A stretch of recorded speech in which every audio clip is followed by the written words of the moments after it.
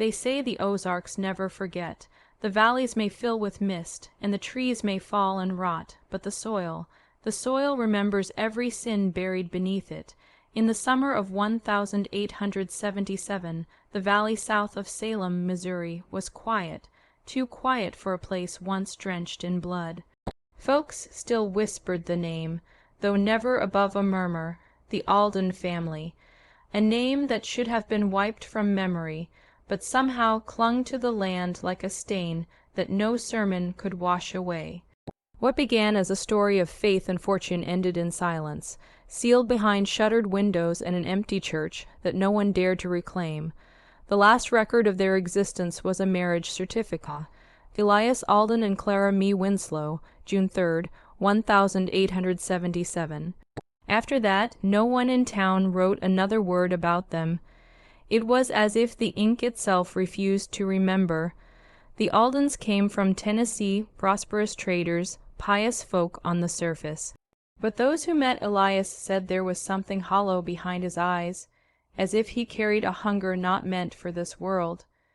When he arrived in Ozark Valley, he purchased a stretch of land near the river bend and built a farmhouse in a week's time, employing no workers, no carpenters, no witnesses. Only the sound of hammering at night and the smell of burning pine in the mornings. By fall, Clara was pregnant. The midwife who visited once never returned, leaving her tools behind. When questioned, she simply said, "There's something wrong with the light in that house." Neighbors began finding strange carvings on their fence post, triangles inside circles, marked in ash, and at dusk they claimed to see Elias kneeling in the fields, his hands buried deep in the soil, whispering to something beneath the ground. One farmer swore he heard another voice whisper back. It wasn't until the first frost that the valley realized the truth. There were no animals left within miles of the Alden land. Not a crow, not a dog, not even the night insects. The silence was total, and the silence had a name. Ozark Valley remembers what the people tried to forget, and if you listen long enough, it will tell you what it saw that winter. By February of 1878, the snow had sealed the valley in white. Travelers heading south spoke of a strange stillness in the hills, a quiet so deep it made men forget their own names. Somewhere in that silence, the Alden house stood like a wound that refused to close. The chimney no longer smoked, and yet from the road a faint light flickered behind the curtains each night. When a local man, Samuel Brigg, volunteered to check on them, the townsfolk begged him not to. But duty outweighed superstition. He reached the farmhouse at dusk, his boots breaking through the snow crust like bones snapping underfoot. The front door was open. Inside, the air smelled of iron and pine tar. The table was set for 3, but only 2 chairs were pulled out. Samuel said later that there were handprints on the walls, small ones, as if made by a child, but burned into the plaster like someone had pressed them there with fire. Upstairs he found the cradle, empty, just a torn scrap of cloth, the initials C.M.A. stitched in blue. He turned to leave, and that's when he saw Elias standing in the doorway, his face gray as candle wax. He said Elias smiled, but his lips never moved. The sheriff's report from that night was only 2 sentences long. Brigg found no living souls at the Alden place. The property is condemned. But that wasn't the end of it. Weeks later, Samuel began digging trenches on his own land, saying he needed to keep the ground breathing. He stopped eating, stopped speaking. His wife said he'd sit by the window at night, muttering to the earth. By spring, 6 families had moved away from the valley. The rest stayed out of necessity, though they spoke little of what had happened. Some said Clara had been seen near the river, her white dress dragging through the mud, singing lullabies to something that wasn't there. Others claimed the child had survived, that it lived beneath the house waiting for the thaw. When the thaw finally came, the river flooded, sweeping through the lower fields and uncovering what the frost had hidden. Wooden beams, a length of chain, and a door that led nowhere. And still, the night birds never came back. By the turn of summer, Ozark Valley had learned to live with its silence. The townspeople plowed their fields, raised their barns, and spoke only in whispers when the name Alden drifted into conversation. But every story, no matter how buried, finds a way to rise again, and this one clawed its way up from the mud in the form of a letter. In 1883, 6 years after the Aldens vanished, a packet arrived at the postmaster's desk in Salem. It bore no return address, only the words "deliver to the oldest living Alden kin." Inside were 4 pages written in a trembling hand, the ink brown with age, the script half, washed away by water or tears. It was signed Clara Me Alden. The letter spoke of confinement, of a sickness in the land that grew inside her husband and spread through their home like a fever that could think. She wrote that Elias believed the valley itself was a living thing, something ancient and hungry. He had come to Ozark Valley not for peace, but to make a covenant. She wrote, he said the soil speaks to him in the language of our ancestors, that the earth remembers before man was born.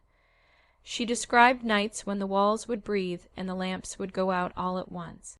How Elias would wake and kneel by the cellar door, whispering her name, though his voice sounded like a dozen mouths trying to speak through him.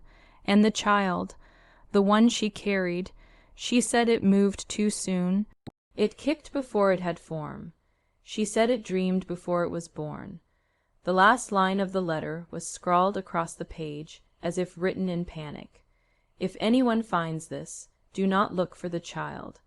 The land will claim what is its own. The postmaster never spoke of who received the letter, but for years afterward there were rumors of strangers traveling through the valley. Men with government badges, historians, even priests. None stayed long. All of them asked the same question: where was the Alden land? But the strange thing was, no one could find it any more. The bend in the river where the house once stood had shifted. The valley had changed its shape, like the land itself was hiding what it had done.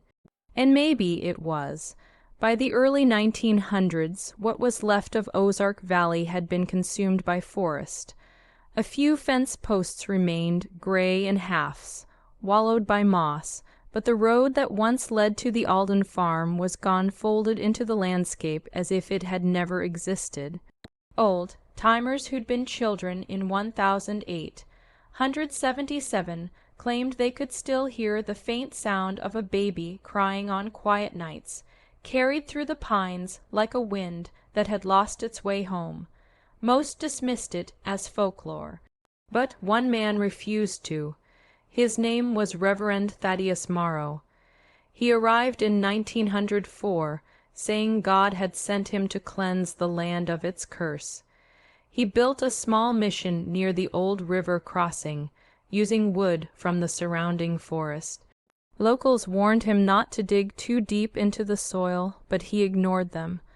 The ground, he said, was soft with memory, and that was where redemption could begin. Within weeks, his congregation began to dwindle. Those who helped raise the mission fell ill, their fingernails blackened, their eyes turned red with broken veins. One survivor described hearing a low hum at night coming from beneath the chapel floorboards. It wasn't music, she said. It was like something under there was breathing through the dirt. When the sheriff rode out to investigate, he found the chapel empty, no reverend, no congregation, just rows of pews facing a wall where the cross had been carved upside down. And behind the pulpit, a hole in the ground, deep, narrow, and lined with wood like the shaft of a well. The report said he dropped a stone inside. It never hit bottom. Locals say that years later, during a drought, the earth split open along that same ridge, revealing old timbers and the rotted outline of a cellar door. The ground around it was burned black, though no fire had passed through that part of the valley in decades. It was then that people began to remember the words from Clara's letter, how the land would claim what is its own. And still, no one dared to rebuild there. Hunters would pass through and speak of the air turning suddenly cold, of hearing whispers in the soil when the wind died. If you're still watching, you're already braver than most. Tell us in the comments, what would you have done if this was your bloodline? Would you leave the land behind, or would you go back to see what called your name from beneath the dirt? By the time the Great Depression rolled across Missouri, the valley had become a ghost story used to frighten children. Maps no longer marked its boundaries, and the name Alden had faded into rumor. But stories have a way of circling back when the world grows desperate, and in 1932 a government survey team arrived to chart the forgotten lands of the Ozarks. They found the valley after days of searching. It wasn't on any record, but the guides knew when they'd entered it. The birds fell silent, the air felt heavy, wet with something older than weather. Their compass needles spun, refusing to settle. The men pitched camp on the ridge above what looked like an old foundation, nothing more than stone and roots, but one of them, a man named Caro, said he'd seen something move beneath the rubble. The team recorded strange readings, pockets of heat under frozen ground, and a faint pulse of sound detected through their instruments, rhythmic, like a heartbeat echoing through rock. They were ordered to continue, but by the third night, Caro vanished. His tent was untouched. His footprints led halfway down the slope, then stopped mid-stride, as if the man had simply been erased. When the team reported the disappearance, the Bureau ordered them out immediately. Their journals were confiscated, only one page survived, a torn entry found decades later in a private collection. It read, "We found the door, it's still breathing." After that, the valley disappeared again officially this time. Maps were redrawn, survey routes changed, but older residents of Salem remember the weeks that followed. They say the river turned red with clay, and fish floated belly up for miles downstream. Some even claim to see a woman in white walking along the riverbank, her hair matted with mud, carrying a bundle against her chest. No one approached her. Those who did never returned. By winter, a fence was erected along the entire ridge. Government property, the signs read. Trespassing prohibited, but locals knew better. They said it wasn't the government keeping people out. It was the land keeping something in. And still, on certain nights when the fog rolls down the hills, the earth hums again. Not loud enough to frighten, just enough to remind the living that something beneath it still remembers being disturbed. In 1957, 80 years after Elias Alden's name vanished from record, the valley drew breath once more. A family from Arkansas, the Harts, bought the land cheap, unaware of its history. They said the soil was rich, untouched, perfect for farming. Within a month, their plow struck something buried deep beneath the field. An iron ring, rusted but solid, fixed into the earth like the handle of a hatch. They pulled, but it wouldn't move. That night, their youngest daughter woke screaming, claiming she'd heard someone knocking beneath her window from the ground below. She said a man's voice told her his name was Elias, and that he was her kin. The next morning, the family found animal bones laid in a perfect circle around their doorstep. Not scatter, deranged. The local sheriff told them to burn the remains and say no more about it. They did. But the knocking didn't stop. 2 weeks later, the Hart's eldest son walked into town barefoot, covered in mud up to his chest. He said he'd seen a door in the dirt open by itself, and that something climbed out, something shaped like a man, but with skin the color of ash. Before anyone could question him further, he began seizing and never spoke again. The Hart family left within the month. Their farmhouse was abandoned, swallowed by ivy and rot. But hunters who passed through later said they saw lights in the fields at night, soft, golden, pulsing like lanterns beneath the soil. One swore he heard the sound of a lullaby, sung in a voice that didn't belong to this century. By the 1970s, the government returned, sealing the property again and renaming it Ozark Preserve No. 9, but no records exist of what was preserved. The fences grew taller, the guards fewer, until finally there were none. Locals say the ground still moves there when the moon is thin. That sometimes, if you stand still long enough, you'll feel a slow heartbeat through the soles of your shoes. They say that's the bloodline, the one born from sin and silence, still pulsing beneath Ozark Valley, waiting for someone to open the earth again, And if you ever go there, if you ever find that hatch, remember the last words Clara Me Alden wrote before the valley took her. The land does not forgive, it only remembers. Some say the story ends there buried under government secrecy, sealed by time and fear. But history, real history, doesn't end. It decays, it seeps, it changes shape. In 1991, a hiker named Aaron Lowell went missing near the old Ozark Preserve line. His camera was found a week later, wedged between two roots by the river. The photographs were mostly ordinary, trees, riverbanks, empty sky, but the last image, that one stayed classified until a local reporter leaked it years later. It showed a clearing lit by moonlight.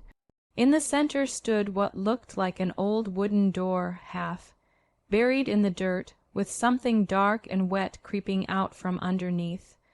The caption burned into the film edge read only 3 words, "It's still breathing." After that, the valley was closed again, not by fences this time, but by erasure. Satellite maps blurred the area. County records renamed it as conservation land. Even the locals stopped using its name, but the silence didn't stop spreading. In nearby towns, wells began to dry overnight, the water turning black with sediment no one could identify. Animals were found dead with their faces pressed into the mud, as though listening. In 2003, a small archaeological team tried to locate the Alden homestead using ground-penetrating radar. The machine failed almost instantly. They said the readings came back inverted, as if the ground beneath them wasn't solid, but hollow, and one of them, Dr. Keene, wrote something in her journal before she left the project. She wrote, "We didn't find the cellar, we stood inside it. Today, there's nothing left on paper, but you can still find the place if you know where to look. A forgotten turn-off Route 32, a rusted sign swallowed by vines, a quiet path that sinks lower and lower until the world around you feels older, heavier, wrong. The air turns thick, the forest forgets to breathe, and if you stand there long enough, if you dare, you might hear it too. The whisper in the soil, the faint heartbeat beneath your feet, the valley remembering the ones who came before, the bloodline that never died. So if you ever feel the ground move under you while you stand alone in the woods, don't listen, don't answer, because the land already knows your name.